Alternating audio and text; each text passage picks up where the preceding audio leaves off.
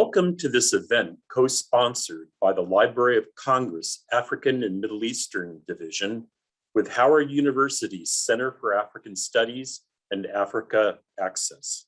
My name is Dr. Edward Miner, and I am head of the African section. Founded in 1960, the African section is the focal point providing reference and research services to Congress and the American people around the library's vast Africana collections. Our panel discussion today, Navigating Society, Challenges and Female Agency in Africana Children's Literature, features authors of three winners of the 2021 Children's Africana Book Awards, or CABA. For more than a decade, the library and CABA have partnered to engage new CABA authors in conversation around their creative process and emerging authorial identities. It is my pleasure to now introduce my esteemed colleague and moderator for this panel, Laverne Page, Africa Area Specialist in the African section, who will preface the main program with a brief overview of Africana children's literature resources at the Library of Congress. Over to you, Laverne. Hello, good afternoon. I also would like to welcome you. My name is Laverne Page. I'm an area specialist in the African section of the African and Middle Eastern Division at the Library of Congress, and my job focuses on reference services and collections development for Africa. I'm one of the moderators of our program today. I'd like to take a moment to tell you something about the Library of Congress and its children's literature collection and services relating to children. As I've stated, I'm a reference librarian for African studies. I periodically answer questions relating to African children's literature. A good basic resource for reference services is our African section reference collection, which is located in the African and Middle Eastern Division Reading Room. It's a good source for bibliographic material on Africana children's literature. In total, the Library of Congress holds around 600,000 children's books and periodicals, maps, visual and audio media, and secondary material.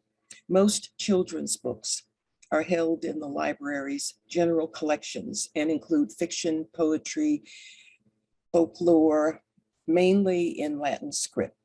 However, as with other genres of material at the library, we collect in all languages and scripts, children's material in all languages and scripts. So the Library of Congress has two reading rooms devoted to children and several specialty services. So here I'll show you a few slides. The first is a slide of the Children's Literature Center.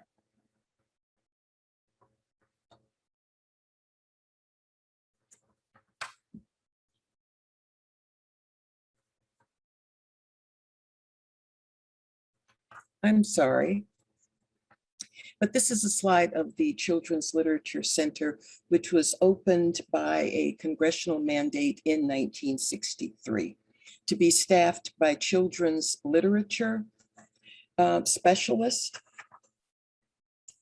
to serve students, teachers, librarians, parents, publishers, and others who study children. This second slide is a photograph taken in the Library of Congress in the Young Readers Center. This is a reading room where children, teens, their families, and school groups are invited to read together and to participate in hands-on activities related to the Library of Congress and its collections. This photo was taken in 2018 at a CABA event. Pictured are LC staff members, Monica Valentine, who works in the Young Readers Center, and Leanne Potter, the library's Director of Educational Outreach. we have CABA winners, the author Atinuke and illustrator Angela Brooksbank. And Brenda Randolph, she's in the orange jacket on the end to your right. And Brenda is the lady behind the CABA Award and Africa Access. Brenda is the head of Howard University Center for African Studies Outreach. And for years, she has coordinated programs between the Young Readers Center and CABA. The next slide. In the next slide, we are introducing you to the National Ambassador for Young People's Literature. This is Jason Reynolds, the ambassador for 2020-21, and he is the 7th writer to hold this position, which is coordinated, co-sponsored by the Library of Congress. And this last slide that I'll show, this should be copied and put in the chat. It provides links to the Library of Congress and its children's literature. It links to collections policies for acquiring children's literature. There's a delightful interview from Anne Sullivan, a children's book cataloger. Then there's a blog on 20 years of children's literature at the Library of Congress. And last, there's a link to the 2021 Diversity in Children's Literature Symposium hosted by Dr. Carla Hayden, the Librarian of Congress. And now let's turn to our children's literature panel.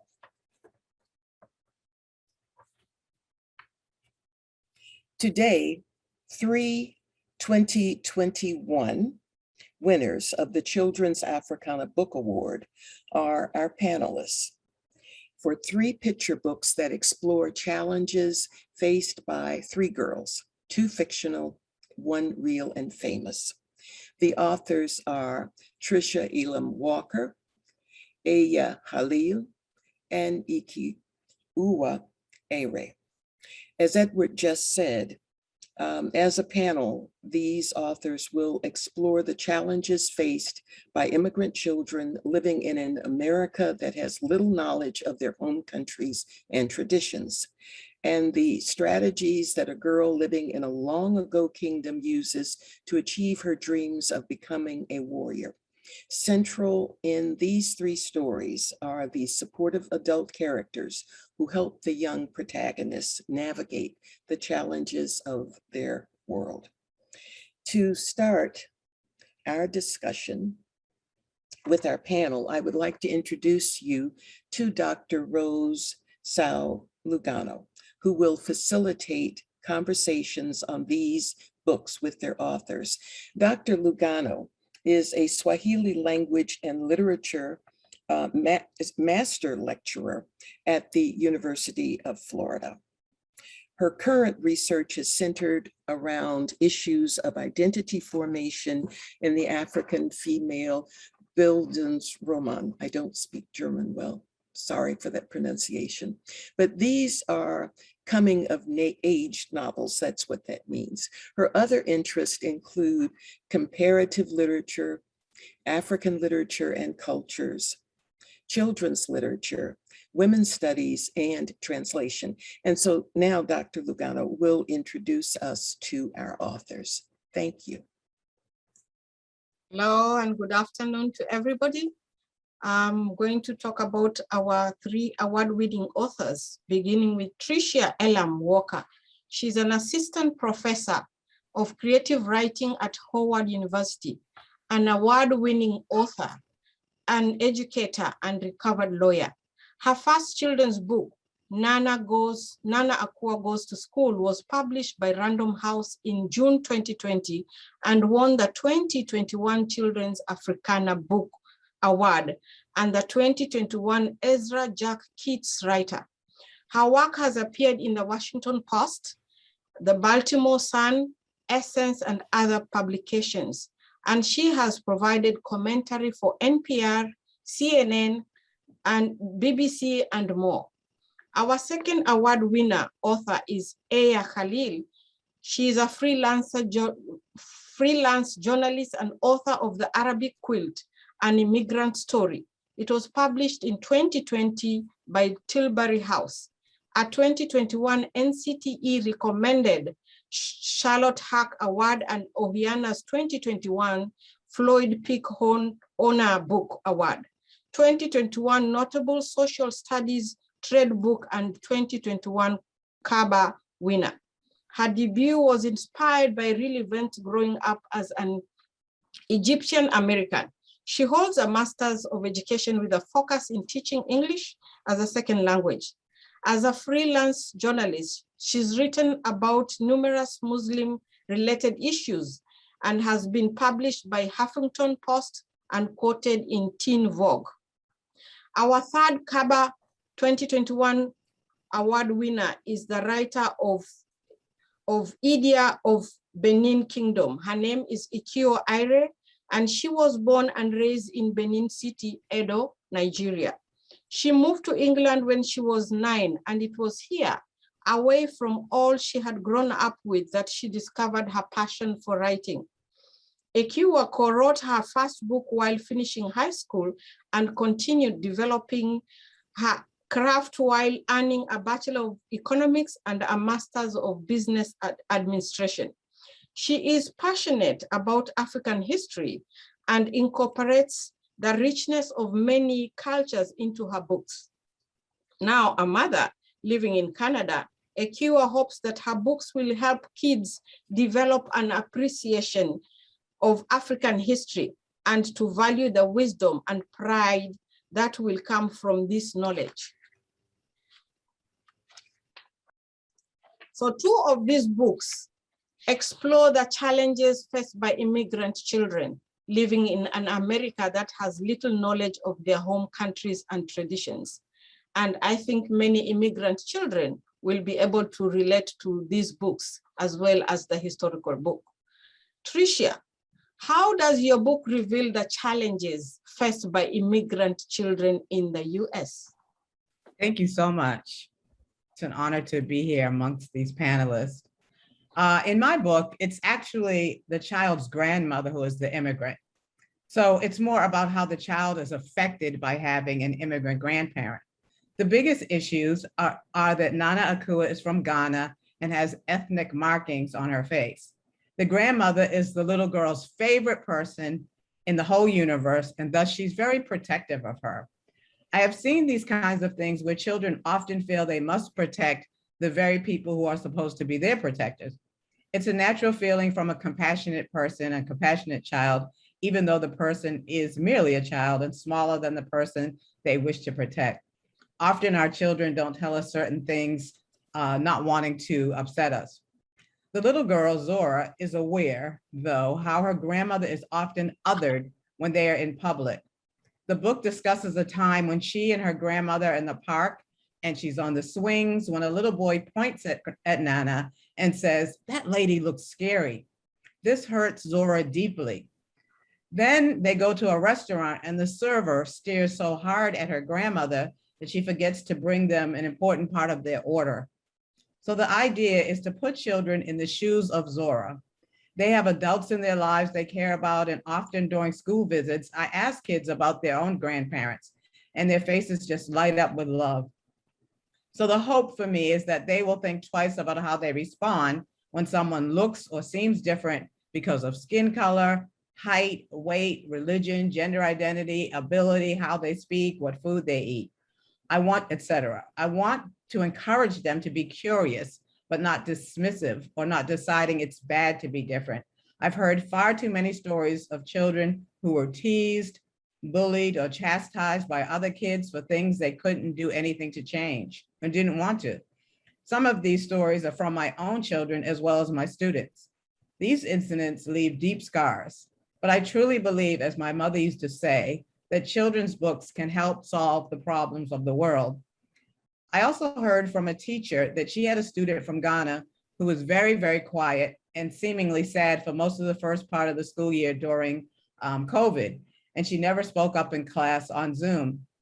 But when the teacher read my book to her class and the little girl perked up and paid attention and said that she was from Ghana And she was just amazed that she saw herself in this book. And it confirmed for me how important representation is. It's equally important for children to see themselves and as well as important for other children to normalize those who are not like them at all. Thank you. That's wonderful. Wow. Now I pose the same question to you, Aya.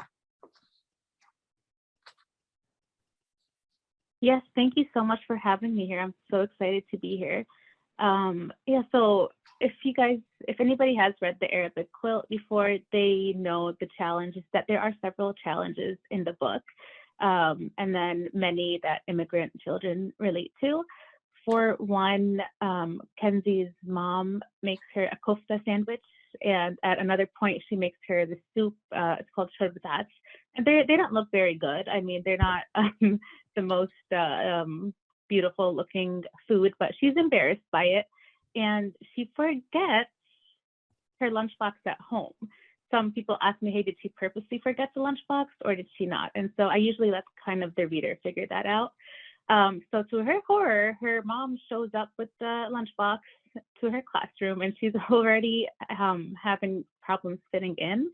So she walks into the classroom confidently, which she should be confident, and she's visibly Muslim. She has a hijab on, and she talks to her in Arabic. She tells her, hey, Habibti, you forgot your lunchbox, and then the teasing starts. So maybe it's the first time these kids see somebody wearing hijab. Maybe it's the first time they hear somebody speaking Arabic, because I myself grew up in a very small white town in North Dakota, and that was the case. So I was embarrassed to speak Arabic in public. So I used to often just speak to my parents in English, and my own kids now, I try to speak to them mostly in Arabic, but of course, it's just easier for them to speak in English. So there is that challenge. Accents, I know even just growing up, I would be embarrassed by my parents' accents, especially, and then now I realized how important accents are. It just means that you're courageous. It's nothing to be ashamed of. It just, for me now, I always tell my kids, hey, like, don't laugh at, like, sometimes I'll laugh at my parents' accents just for fun. And I tell them, no, don't laugh. It just means that they're courageous, they're brave, they left their home countries and they're here. And it's something that they should be proud of. I think, yeah, that's mostly, those are some of the challenges that are, that I did address in the Arabic Quilt. And I do get, like Trisha also, messages from parents and teachers, and they tell me, hey, my kids and my students, they see Arabic words in the story, and we don't have a lot of books with Arabic words, so this is so good. And having that representation on there also is so important. And that is it. That's just some of the themes that are discussed in the Arabic Quilt. Thank you very much. That was wonderful. So again, I ask you this other question, Tricia and Aya. How did the children in your stories bring information about the African countries to their new classmates? You can start with Tricia. Sure. So in my book, Zora finally tells her grandmother what she's worried about, because it's Grandparents' Day at her school. And while she wants to show her grandmother off, she's very worried about how other children might react to the ethnic markings. Being the wise woman that she is, Nana has an idea. Zora has a quilt on her bed made by Nana that features the Adinkra symbols from the Akan people of Africa, which have been around for hundreds of years and were mostly used by royalty for important events like celebrations and funerals, but are fairly ubiquitous in the African-American community at this point. Nana suggests they bring the quilt to school and teach the class about those symbols and use them to help explain the traditional markings on her face. When they go to school, she lets the children choose their favorite symbol, and then she paints their faces with these symbols, as well as the other grandparents who are there who also choose symbols as well. And I just want to read you a little bit from the book in the section where Nana Akua actually walks around the circle of children and points out the marks on her face and talks to them. And she says, hello, children. I'm sure you've noticed the marks on my face. Has anyone seen anything like them? No, say all the children. Well, these marks were gifts from my parents who are happy and proud that I was born. I am likewise proud to wear them. Most Ghanaian parents don't celebrate in this way anymore, but it was once an important tradition. Zora watches, her eyes wide as cups, as her Nana walks slowly around the circle so everyone can see her face up close. It's interesting, she says, that in this country, I often notice people who put tattoos on their body that have special meanings. Yours are way better than tattoos, a little boy named Theodore says, because they grew up with you. Nana Akua smiles. Why, thank you, young man.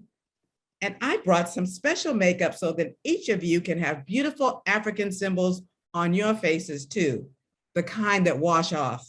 My expert helper will hold up her quilt, which shows some symbols you can choose from. Thank you.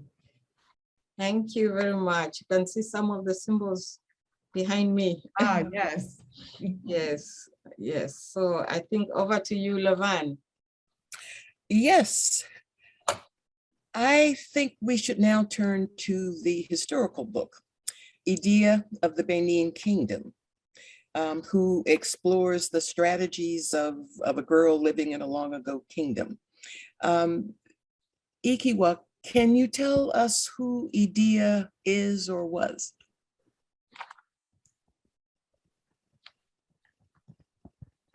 Sure. Thank you. Thank you all for having me. I'm honored to be a member of this panel. Who was Idia? Idia was born in the 15th century, and she was the well-known wife to Oba Ozolwa and the mother to Oba Esigye, who ruled the Benin Empire between 1504 and 1550. Not much is known about Idia's childhood, but what we do know about her when she became an adult is that her official role in the kingdom before she became a queen was that she was an entertainer. She was a dancer. In fact, she was noticed by Oba Ozolwa when she was performing a dance routine during one of the traditional festivals at the time. Another aspect of her history that we know of is that despite being known as a dancer before she entered the palace, she was well-versed in politics, diplomacy, and spirituality. Idia is regarded as playing a significant role in her son's rise and reign and is remembered as a great warrior who fought without fear. To reward and honor her, Oba Ozolwa, Oba Esigye created a new position within his court called the Iyoba, or the Queen Mother, which gave her significant political privileges, including a separate residence of her own. Idia was also extremely artistic. She is responsible for many innovations, such as the Akasa dance that is still being used in Benin cultural practices to this day. After Idia's death, her son ordered craftsmen to build bronze heads and masks in his mother's honor, to honor her military achievements and her ceremonial power. These artifacts can be found in museums all over the world to this day. Though Queen Idia is often represented as a warrior, she was not just that. She was also feminine as well. She was a dancer, she was artistic. This dual aspect of her personality tells us that she was extremely interesting. She had all the power, all the skill, and she had a loyal following, and she was extremely beautiful. She was a woman that had it all. That's Queen. Yes, yes. And I'm sure that children reading the book are interested in the strategies that she used to achieve her goals. Yes. So. In my book, Idia is presented as a persistent little girl who convinces her parents to introduce her to concepts that little girls at the time may not have been typically exposed to. These concepts were politics and spirituality, and this paves the way towards describing what the real life adult Idia did to forever change her kingdom. Historically, the character Idia used her spirituality, diplomacy, and cunning to accomplish her goals. She's regarded as having supernatural prowess and a domineering personality. Before going into the palace, a place she was unfamiliar with, she, along with her parents, sought spiritual help to strengthen her. Then, as soon as she entered the palace, she's said to have begun to develop key relationships within the palace staff that further empowered her. In traditional societies such as this, women typically had no say or power. They were there to serve their husbands, take care of their children, or manage other domestic issues. But Idia was different. History has it that she commanded great influence in Oba Zolua's palace, and she knew all the key players and she had knowledge of politics, administration, medicine, spirituality, and she was a vital asset to the kingdom. With this book, we teach girls that even though at the time Idia's problems were that she wanted to be a warrior at a time when there were no female warriors, she was able to achieve her dreams. Little girls today can see themselves in that, and they can see themselves achieving their dreams in their own way that can relate to their daily experiences. This is terrific. A wonderful role model, definitely, Thank you. for children and adults too. You know, this is good. I think though that Aya was about to answer, I think, the question that was put to Tricia concerning how children in your stories bring information to their classmates about the Yes. countries that they're from. Yes, thank you so much. So when I was reading actually Trisha's book, I was so surprised, and I was just so excited that both of our books had really similar themes. Like the quilts, that was such an amazing part of the book. And another part was just the relationship between the grandma and the main character, because that's really part of a lot of, but we're collectivist society in a lot of countries in Africa. So Egypt, it's a collectivist society. People care about each other, people help each other. And so also in Trisha's book, also, I know the main character, she loves her grandma so much. And there's that quilt that connects them as well. And she doesn't want to hurt her grandma's feelings. In the beginning, she was so hesitant, and same as Kenzie, she didn't want to hurt her mom's feelings about the sandwich and the food. And so that's a really important part in some African cultures, especially I want to say North African culture also, as I'm speaking about Egypt and Libya and a bunch of other countries. And I do want to read also a part of the story. I was describing my teta's quilt, Kenzie says. When I visited her in Egypt, she gave it to me. My teta only speaks Arabic. Mrs. Hoggins smiles. That is special. I would love to see your quilt. Can I bring it to school, Kenzie? Kenzie asks, sure, bring it tomorrow. And so her teacher also plays an important role here. The next day, Kenzie unfolds her quilt in front of the class. Her heart is pounding. This is my quilt that my teta in Egypt made. That's cool. I want to make a quilt like that, Deshawn says. Maybe we can all make one for our classroom. Mrs. Hagen nods and smiles. On Friday, Mrs. Hagen makes an announcement. I have an exciting project for us all to work on. Kenzie's mom is here to help us make a quilt with all your names in Arabic. As Mama steps forward, Kenzie thinks how beautiful she looks. So she's finally realizing that. Shukran for welcoming me here, Mama says. Kenzie and I will write down your names in Arabic, and you will copy your name on your own quilt pieces. And again, also Arabic, the Arabic language also, that's an important part of the story. And I really wanted to emphasize the importance of it.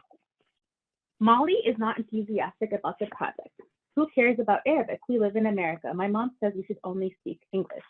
In response, Mrs. Hoggins starts writing words on the board: algebra, coffee, lemon, sugar. Does anyone know what these words have in common?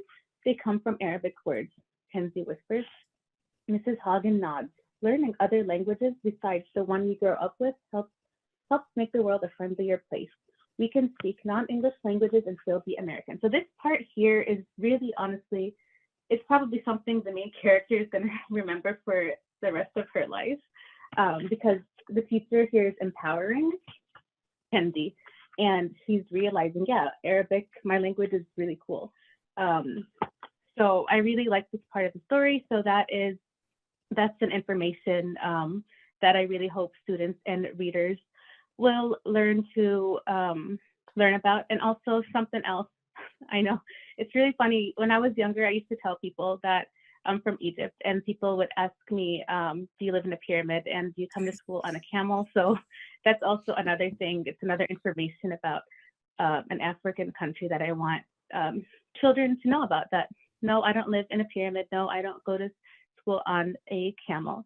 So that's just a reminder also, again, that Egypt is in Africa, because that's also something people forget, especially kids. They say, oh, you're from Africa, and I have to explain to them, yes, Egypt is a country in North Africa.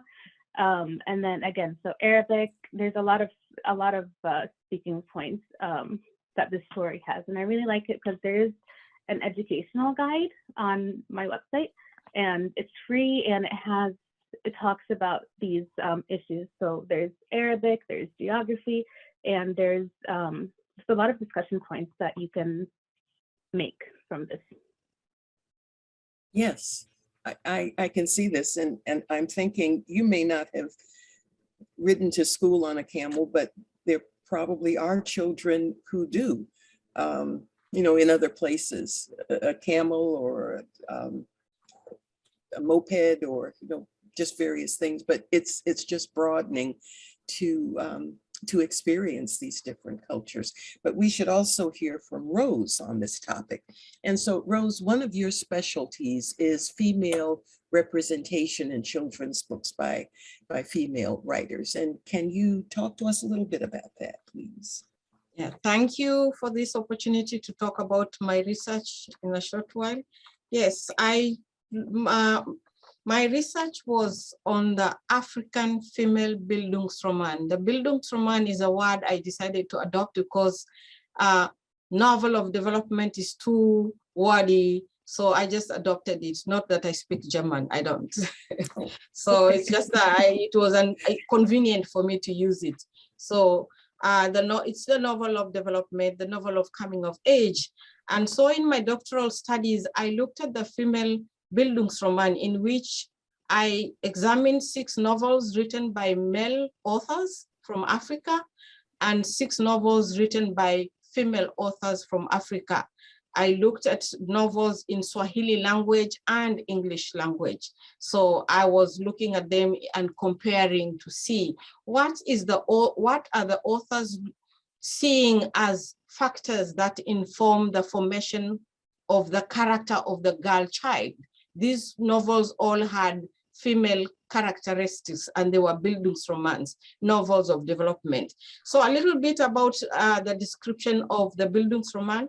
It is a type of novel that seeks to examine the cause of development of the life of an individual from childhood and as they progress in life to adulthood. So usually you'll see the story begin with a child at home, born, and different factors coming in to help the formation of this person's life.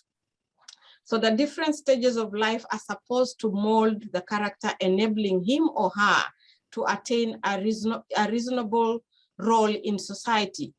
It is believed that the reader, that's why a lot of stories of children are young people growing up. So the belief was that the reader will be following the personal development of the protagonist, of his or her own personal formation will be shaped by what they observe in the book they're reading. So the story will shape, impact, or inform their own personal development as they read it.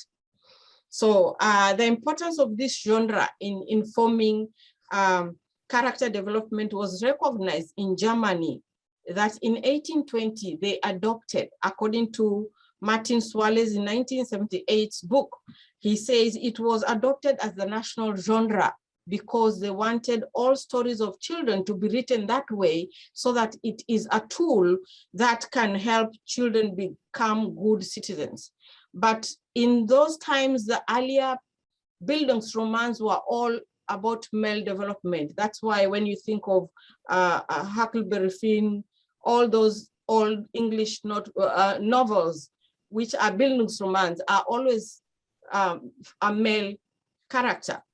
So women in their domesticated confinement were not found subjects worthy of examination. So women were not written about at all. And if they were written about, like in these novels that I looked that were focusing on the early 70s, early 80s in Africa, they were written by men. The first pioneer female Bildungsroman, by female, I mean female character, having a female character. So the male Bildungsroman will be the one that has a male character. So the pioneer ones were written by male writers. Why male writers in Africa? Because male writers had the opportunity to access colonial education before the women. Women were domesticated because what the colonialists did was impose Victorian value system in the African continent. So women begin appearing in the late, maybe early 1980s, and they begin to write contesting the misrepresentation of male writers and also self-representing themselves. So a lot of them are critiquing what male said. For example, I will just pick one topic, polygamy. You look at texts written by male writers, polygamy is portrayed as something that worked, and the women worked together. They were friends, they loved each other.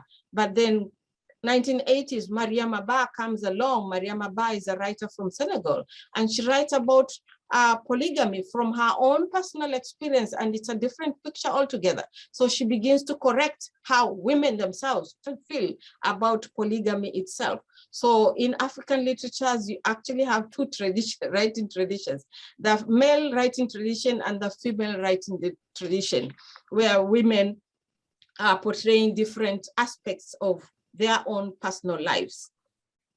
Yeah, so again, you can imagine the male and female Bildungsroman when we know that the socialization and experiences of boys and girls are different. So when the Bildungsroman, in the Bildungsroman that focuses on the girl may want to aspire to be something different from what the society wants. So she's always going against the grain and fighting, and many a times, even in the pioneer Bildungsroman, the girl who rebelled against early child marriage, who rebelled against being confined to certain coming of age rituals, was most times ran away from home. And what happened? She became a prostitute. So you had the negative images of women more than the positive images, because whereas for the boy, even going out and being friendly with girls built his reputation up. For the woman, it did the negative. She began to grow downwards. It didn't make her become a better character. So again, I'm saying that to show that even today, you still see a lot of portrayals that portray women in very negative terms. Yeah, so the society has, in most cases, is structured in ways that favors boys' development. They are portrayed as adventurous, brave, strong, while the girls are presented as passive, obsessed with beauty, and sometimes lacking in intelligence. Sometimes if the girl is intelligent, then she's an exception, something like that. But I'm thankful that that trend is changing, and I commend our writers for giving our girls such agency within your texts. Yeah, so let me quote a little bit about somebody who has written about this phenomena. Abel et al. In 1983, and I quote, says, while male protagonists struggle to find a hospitable context in which to realize their aspirations, the female protagonist must frequently struggle to voice any aspirations whatsoever. For women, social options are often so narrow that they preclude exploration of her social setting. I finish the quote. So I will talk a little bit about the outcome of my research. I found out that the male Bildungsroman was more popular than the female. So pioneer literatures, even in the West, you see more of the male character formation novels than girls. Girls become much, much later as topics because of women beginning to write and present their own perspectives. Also, I discovered that pioneer writers of female novels were male, of course, and they portrayed women in negative forms. For example, the 3 novels that I examined, 3 of them I mentioned were written by male characters, male writers, sorry. In all of them, the 3 novels, the girls became prostitutes because one was escaping early child marriage. So she ran into the city, she had no skill, she became a prostitute. The other one was escaping discrimination because she was not very light-skinned like her parents. She was a little dark because the Swahili culture where I come from, the Swahilis are they are mixed race. Mixed in that they're being on the coast, they have a lot of intermarriage with Indians and Arabs. So you have this identity crisis going on there. Then the other one was running away from being cloistered because being Islamic, she was supposed to be confined, but the TV was showing her a different picture. So she also flees from home, ends up in the city and becomes a prostitute. On the other hand, the female writers, they focused more on the mental capacity of the girls instead of their physical and sexual qualities. So they emphasized the ability for the girls to aspire for greater things outside the confinements of their society. So for example, they delayed love relationships because they want the girls to go to school and excel and achieve their ambitions. So even the solutions they give to the girls is completely different from the writers of the male writers.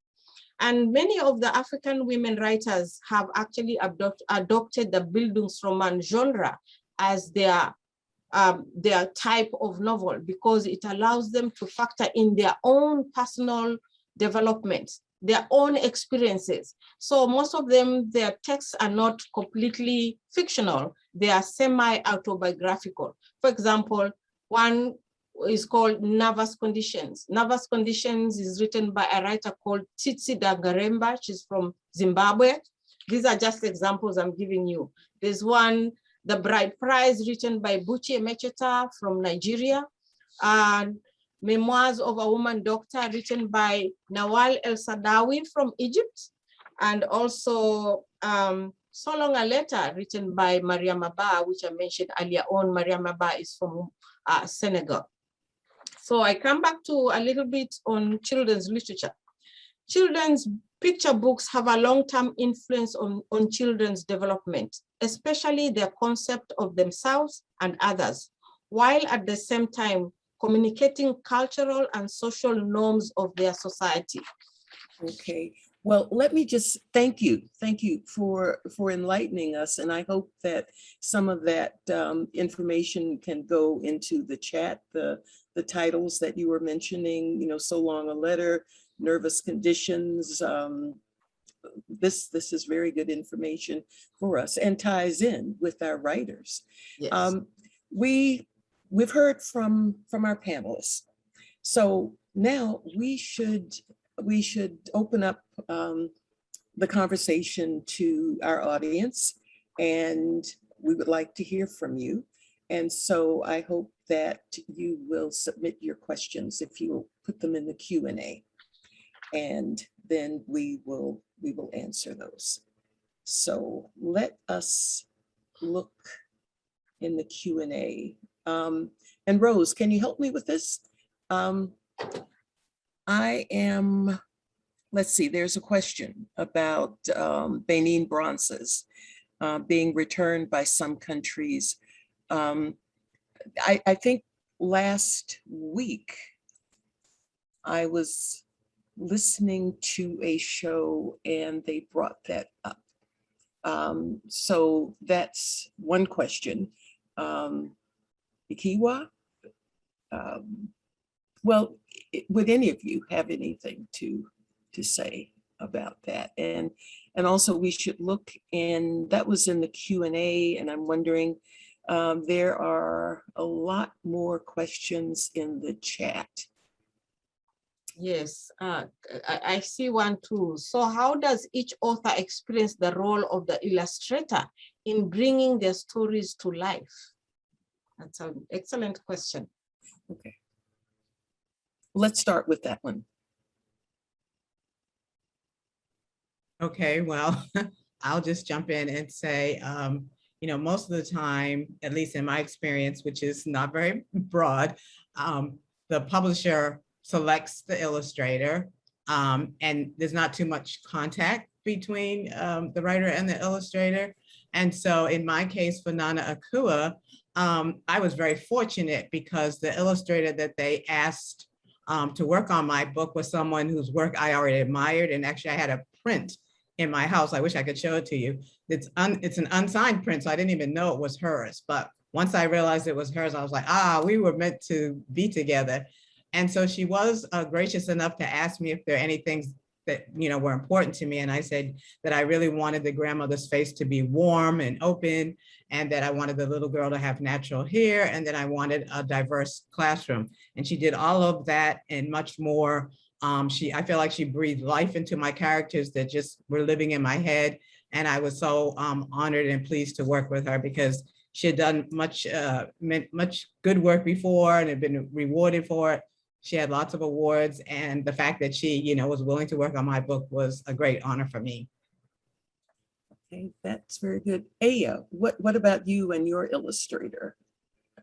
Yeah, same How also wonderful. as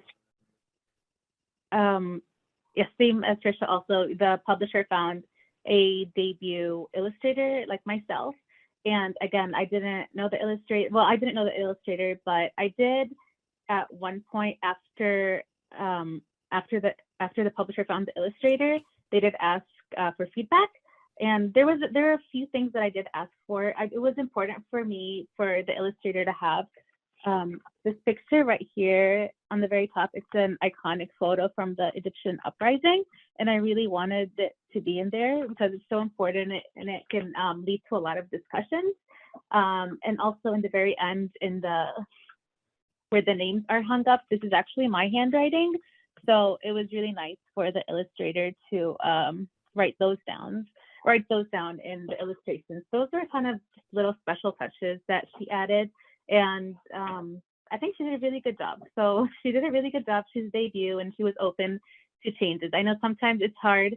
Nowadays, a lot of publishers have been trying to find like illustrators from the same background relating to the story. So, but she did a wonderful job. She was an amazing, amazing illustrator.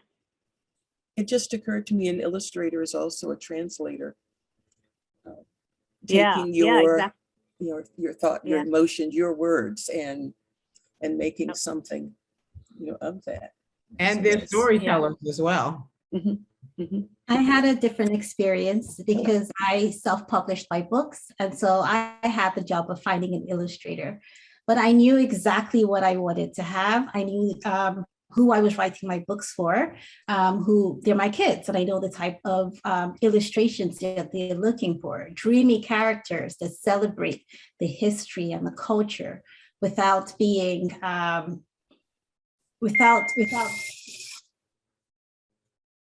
with enough detail. And so I think I interviewed about 15 illustrators in looking for someone to illustrate my book, because I was looking for someone who saw what I was looking for. You can read a page in the book and you can interpret it in a different way. And the way you interpret it is your version of the story, and that's fine. But I was looking for someone who saw the story in the way that I saw the story. And this was the page that she submitted to me. And as soon as I saw this page, I fell in love with her. Like Aya mentioned, she is not of the background, but she was willing to learn. And we both learned together, because even though I am from the background, I didn't live 500 years ago. And so there was a lot of research that went and rework that went into this book. And I think my illustrator did a fabulous job. Okay. Very good. Thank you. Okay, I'm looking again in the chat. there's a question. Your books are published in the diaspora. Can they speak to or engage children in Africa as an audience? Or are they mainly for children in the diaspora? Who I would mean, my like- hope is that they're for everyone. And I actually had an experience where one of the schools that I did a virtual visit at had a connection with a school in Ghana. And so she was able to, of course, there were a lot of technical difficulties with making the connection, but for a few minutes, we got to see the school classroom. We got to see the kids in Ghana. They had read the book. They were excited about it. So it was wonderful. It was brief, as I said, but it made me feel like, okay, this could happen. And I have also sent some copies of the book over to some libraries in Africa because of someone I met on this CABA, one of the other panels we did. Someone reached out to me after the panel and said that she had opened some libraries in Ghana and wanted to take the books there. And I was like, well, then I'm going to donate some more so, more kids can have access to it. So that's my little small experience with it, but I trust that they are, sought after everywhere. Okay, very good. What about in I would Egypt? Oh. Okay, go ahead. No. I would add that I don't fully agree that the books are for children in the diaspora. They're diverse books, but I think they're for all kids here in this part of the world, as well as kids in Africa. So I think that the books would do well everywhere in the world. And even here, it's good for kids of all cultures to learn about the African culture. And I have had author visits with kids in India, in the UK, in Africa, all over the world, and all kids love the culture and the story. And so just because it's about Africa does not mean it's only for Africans or people of African descent. Absolutely. Yes. Absolutely. Okay. Aya, what about in Egypt? How is your book perceived? I don't know. I went to Egypt over the summer and I asked a couple of places if they're carrying it, but they said no. There was just no, I was only there for a week, so there was not enough time to plan anything. But I really do hope in the future, I do visit in the summer every couple of years. I really do hope to have an event there. So that would be really nice. This is a little off topic, but because you're visiting and because I just asked about your book, I was wondering about bookstores, whether your book could be carried in a bookstore that's bilingual. And what about the book buying public and receiving the book, or libraries? Are you asking if the book can be bilingual? Well, no, the book is in English, but I guess Yeah. I was asking about the book buying public, or the book being in libraries, or for children, for accessibility. And so it's a garbled question. Sorry. Sorry about that. But I was just thinking about how books do reach children, how they reach families. And there are times when you buy the book, there are times when you see the book in a library. Yeah. That's So what yeah, I the publisher, that's their job to reach out to bookstores and libraries. But also it does help when readers and just friends and family, they can also request the book at their library. And also, I'm not sure if your books are on Hoopla Digital. There's audio. This Arabic Quilt is on a video and audio also. So that's another also really great option. I've had teachers tell me that their students watch it. So that's also another great way and accessible for many. Mm-hmm. And word of mouth, I find is just amazing. It really makes a big difference in exposure.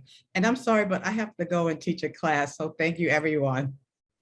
Thank you for being with us today. Thanks so much. Okay, bye-bye. Thank you. Yes, so there is a question, the last question. Do the authors think of their books as Bildungsroman?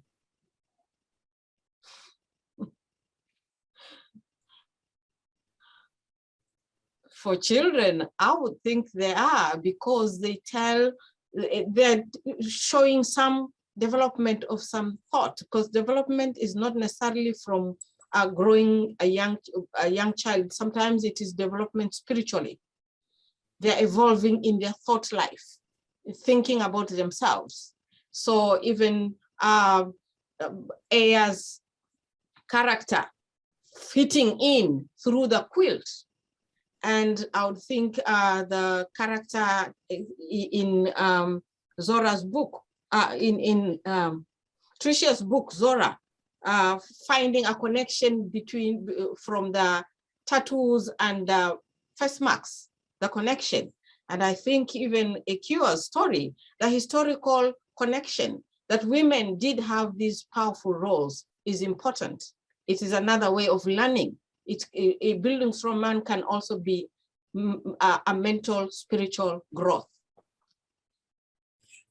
And okay, the question about the Benin bronzes has been asked again, and it's stated it's for Ikua. The Benin bronze question was for you, maybe because of the historic character. What is the question? Yeah.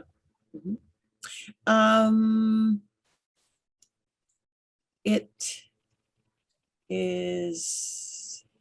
How do I feel about the Benin bronzes? Okay. Oh, the fact that they're being returned to some countries. I hear about the bronzes going to Great Britain, but they also were taken by other European countries. And so how does that relate to your historic character?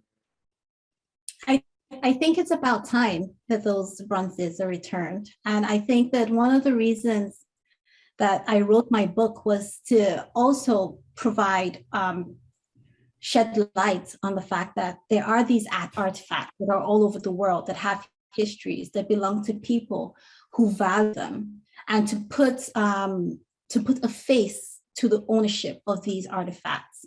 My opinion is simple, that I am looking forward to them being returned, and I'm following the story closely. Thank you. Thank you very much.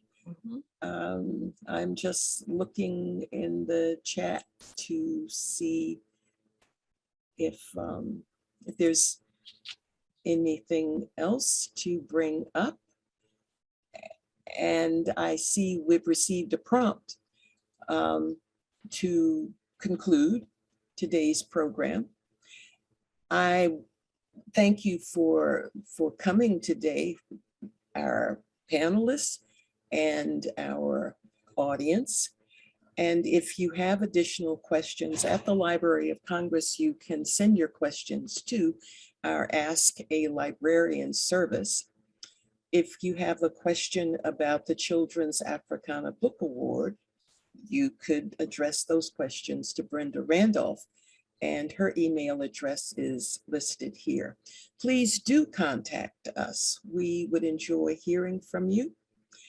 And thank you so much for coming. Goodbye.